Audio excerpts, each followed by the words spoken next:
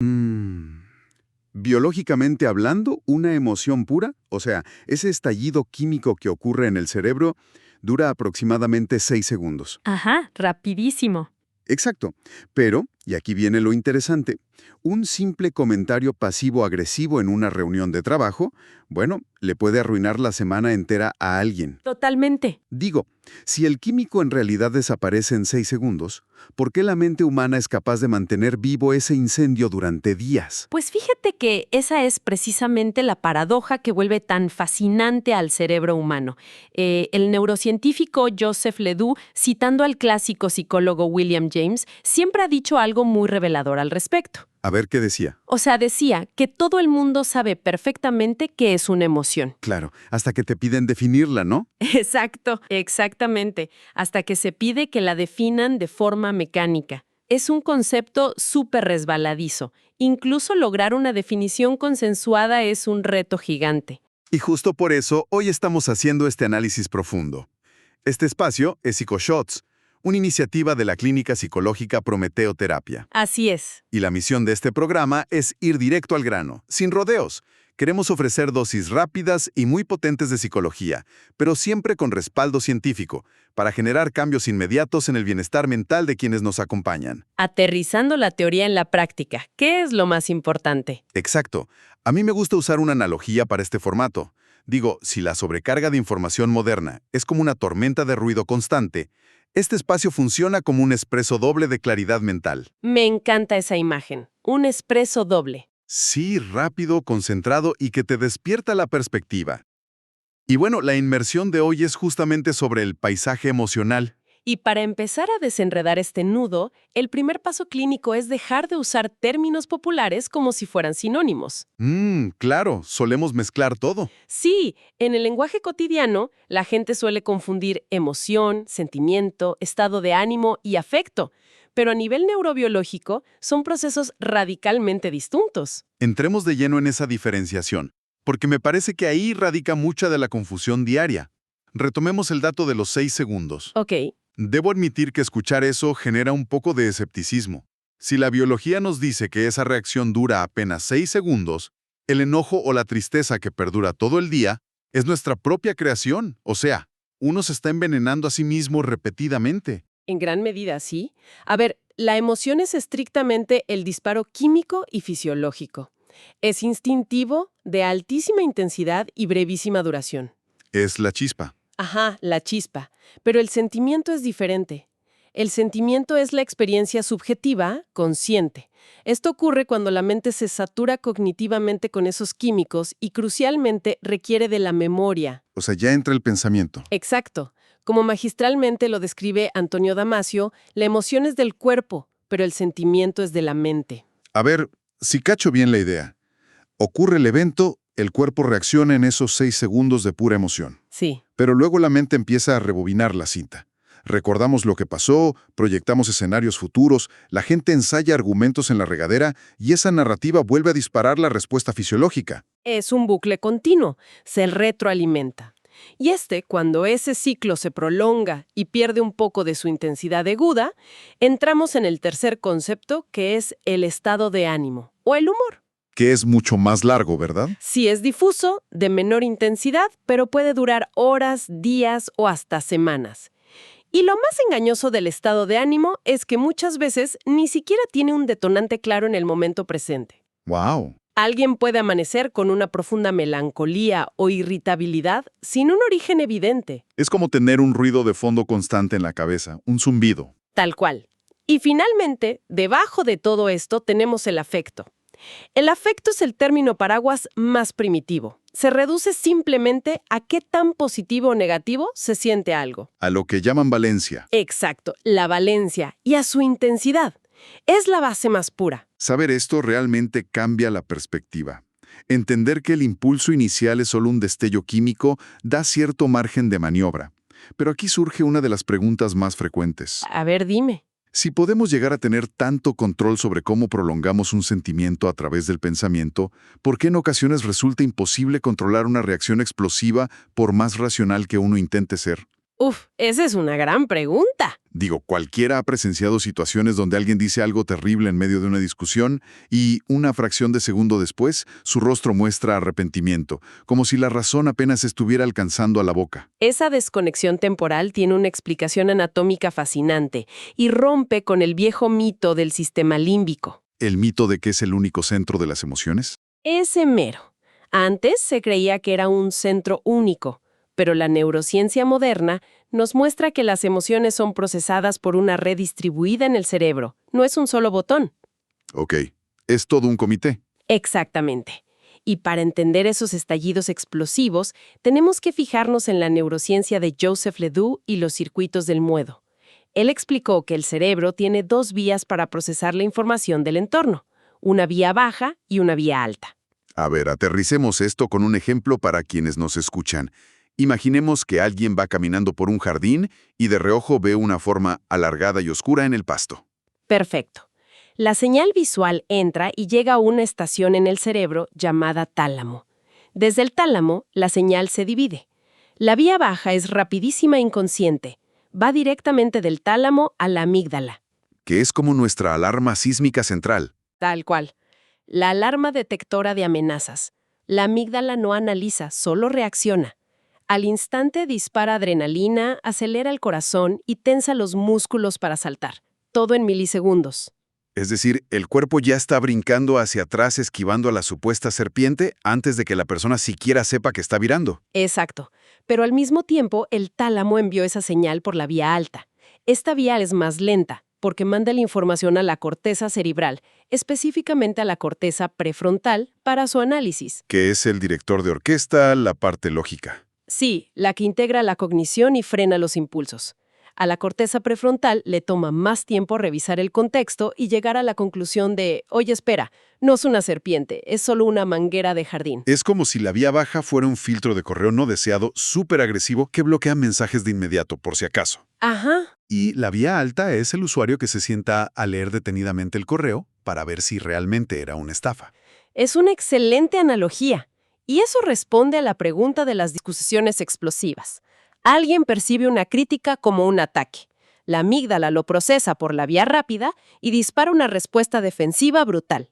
Y milisegundos después, la corteza prefrontal analiza la situación y viene el arrepentimiento. Exactamente. La reacción del cuerpo ocurre milisegundos antes de que el cerebro racional comprenda qué está pasando. Esto es vital porque quita esa culpa moralizadora. No se puede evitar que la amígdala dispare la alarma inicial. El reto es crear espacio entre el impulso y la acción. Totalmente de acuerdo. Ahora, hemos mencionado a la amígdala y a la corteza prefrontal, pero hay otro actor en este comité cerebral del que se habla menos, la ínsula. La ínsula es increíble. Su rol principal es la interocepción. Que es sentir los órganos internos, ¿no? Exactamente. Es la capacidad del cerebro para leer los estados internos del cuerpo. Cuando el corazón se acelera o el estómago se contrae, la ínsula lee esas variaciones físicas y es crucial para generar la experiencia consciente de los sentimientos. Es fascinante ver cómo el cuerpo entero está involucrado. Y, llegar a esta comprensión científica no fue fácil. Ha habido teorías que hoy suenan loquísimas. Oh, y muchísimas. La evolución de las teorías emocionales es un debate larguísimo. Por ejemplo, a finales del siglo XIX, William James y Carl Lench propusieron una teoría periférica que ponía todo al revés. Sí, la teoría de James Lange. Ellos decían que el cuerpo reacciona primero, o sea, que estamos tristes porque lloramos. No al revés. O sea, el cerebro percibe que hay lágrimas y dice, al parecer estoy triste. Exacto. Fue súper debatida. Luego vinieron Cannon y Barth con su teoría central. Que decía que la emoción ocurre simultáneamente en el cerebro y el cuerpo porque las respuestas del cuerpo son muy ambiguas. Ajá, porque el corazón late rápido por pánico, pero también por alegría extrema. Claro. Pero el verdadero parteaguas llegó con el experimento de Schachter y Singer, la teoría difactorial. A ver, este experimento es de mis favoritos. Parece de película. Lo es. Inyectaron epinefrina. pura adrenalina, a participantes desprevenidos. Les dijeron que era una vitamina o algo así, ¿no? Sí, un suplemento vitamínico falso. Entonces, los participantes empiezan a sentir una activación fisiológica inmensa, corazón acelerado, sudor. El famoso arousal. Exacto. Pero cognitivamente no saben por qué. Luego meten a la sala a un cómplice de los investigadores. Y aquí es donde la mente hace su magia. Si yo estuviera ahí, sintiendo esa taquicardia sin razón, mi cerebro buscaría pistas en el entorno desesperadamente. Y las encuentra en el cómplice. Si el actor fingía estar eufórico y feliz, los participantes etiquetaban su adrenalina como alegría. ¡Wow! Pero si el actor fingía estar furioso, los participantes reportaban sentir ira. A esto se le llama atribución errónea de la activación. Es como si la mente fuera un detective. El cuerpo es la escena del crimen que está toda alterada Totalmente.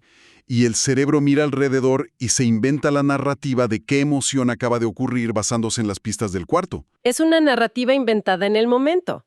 Y esto conecta perfecto con la teoría moderna de Lisa Feldman Barrett. ¿La de la construcción de la emoción? Exactamente. Ella sostiene que las emociones no son biológicamente fijas. No nacemos con un circuito rígido de la tristeza. Son construidas en el momento usando sensaciones corporales, el contexto y los conceptos culturales aprendidos. Se construyen como si fueran bloques de Lego. Ajá, en fracciones de segundo. Ahora, si las emociones se construyen mediante nuestra evaluación del contexto, esto nos da una herramienta poderosísima para el día a día. Definitivamente. Y aquí es donde entra la teoría de la evaluación cognitiva, o el appraisal de Magda Arnold y Richard Lazarus. Que básicamente dice que la emoción depende de cómo valoramos un evento, si es una amenaza o un beneficio. Así es. Si alguien enfrenta un cambio en el trabajo y lo evalúa como una amenaza catastrófica, su cuerpo se inunda de estrés. Pero si logra reescribir esa narrativa mental y lo ve como una oportunidad, la biología cambia. Alteras tu fisiología cambiando tu forma de interpretar la realidad. Y esa es la base de la inteligencia emocional, ¿cierto? Sí, modelos como el de Salovey y Meyer hablan de las habilidades para percibir, facilitar, comprender y manejar las emociones. Mientras que el modelo de Goleman le suma cosas como la empatía y las habilidades sociales. Exacto. Pero a ver, aquí quiero plantear un debate crítico. Con todo este auge de la inteligencia emocional, ¿no corremos el riesgo de usarla para convertir a las personas en robots? ¿En qué sentido? Pues, ¿acaso desarrollar inteligencia emocional significa anestesiar lo que uno siente para encajar en la sociedad y no hacer ruido? No, para nada. Es un malentendido enorme. La regulación no es supresión. Ok, Dejar que secuestre el comportamiento. Suprimir emociones crónicamente enferma al cuerpo. claro, el cuerpo cobra factura. Exactamente. Y de hecho, necesitamos sentir para decidir bien. Antonio Damasio habla de la teoría de los marcadores somáticos. Que son como estas corazonadas fisiológicas, ¿no? Sí, sensaciones sutiles en el cuerpo, basadas en aprendizajes pasados. Son advertencias que nos ayudan a tomar mejores decisiones en la vida diaria. Ignorarlas para ser supuestamente racionales es un error gigante. Qué interesante. O sea, el cuerpo lleva un registro.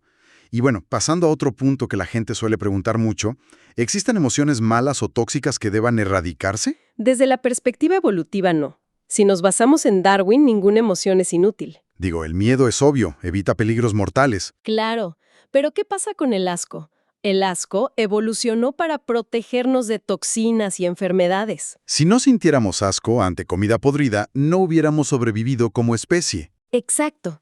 E incluso la tristeza tiene una función. Señala vulnerabilidad y la necesidad de apoyo y vinculación social. Todas tienen un propósito de supervivencia. O sea, no hay que pelearse con ellas. Y otra duda súper común. ¿Las personas de diferentes culturas experimentan y demuestran las emociones exactamente igual? Esa respuesta tiene matices. Paul Ekman demostró que las expresiones faciales de las emociones básicas, como la alegría, el asombro o el asco, son universales. O sea, ¿un rostro de asombro es igual aquí que en Japón? Sí, el hardware es el mismo.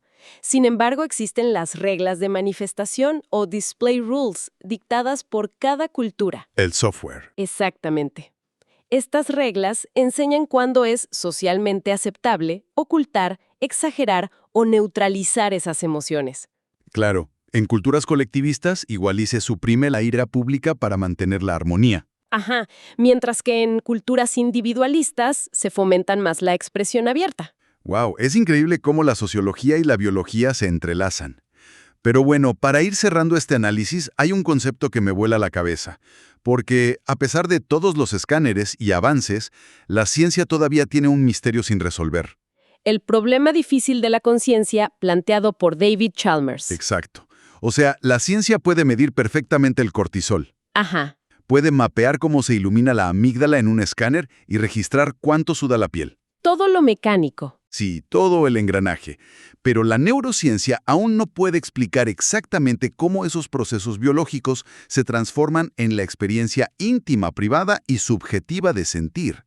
Lo que en filosofía llaman los qualia. Los qualia, exacto. Es una maravilla pensar que, a pesar de los electrodos y la tecnología, el sabor exacto de la alegría de una persona o la textura de su tristeza sigue siendo el secreto mejor guardado del universo. Es un universo interno completamente insondable y hermoso. Totalmente. Y bueno, este PsychoShot es solo la punta del iceberg del bienestar mental. La salud emocional requiere atención activa. Definitivamente, no es algo que se arregle escuchando un solo programa. Por eso, el equipo de psicólogos de Clínica Prometeo Terapia ofrece la primera sesión de terapia completamente gratuita para quienes deseen iniciar un proceso de transformación personal. Es una oportunidad increíble para empezar a trabajar todo esto. Así es, pueden visitar prometeoterapia.com para agendar esa primera sesión sin costo y descubrir más recursos exclusivos. Y antes de irnos, quiero dejar una idea provocadora sobre la mesa, conectando con lo que platicábamos de la construcción de las emociones. A ver. Si las emociones se construyen usando el contexto y los conceptos culturales, ¿qué tipo de emociones completamente nuevas, emociones para las que aún no tenemos nombre, construirá el cerebro humano en los próximos años cuando estemos totalmente inmersos en realidades virtuales o interactuando con inteligencia artificial? ¡Wow! Es un territorio completamente inexplorado. Dejará mucho para pensar. Esto fue PsychoShots, dosis rápidas de psicología que transforman el día. Nos escuchamos en la próxima.